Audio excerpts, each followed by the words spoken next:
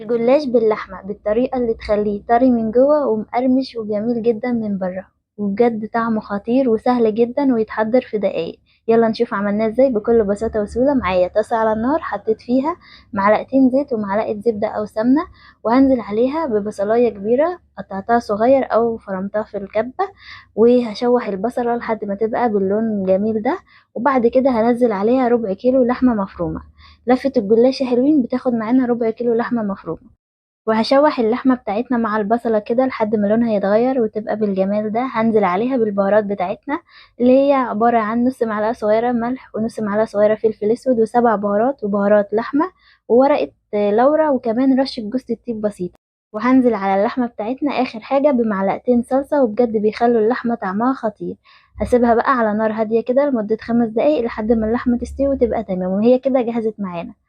وبأحلى وأبسط طريقة نحضر الجلاش بتاعنا. معايا لفة جلاش خدت منه أول ورقة كده، ودهنتها بخليط ما بين السمنة والزيت حوالي نص كوباية كده.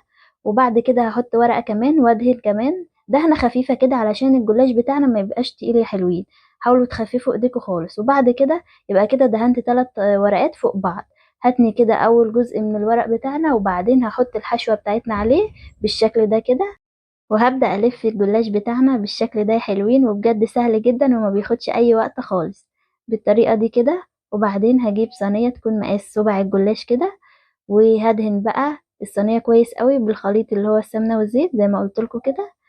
وبعد كده هحط بقى الجلاش بتاعنا، وانا لقيته طويل شوية فهقسمه، هاخد منه الحتة الزيادة دي يعني واحطها كده ايه في الجنب.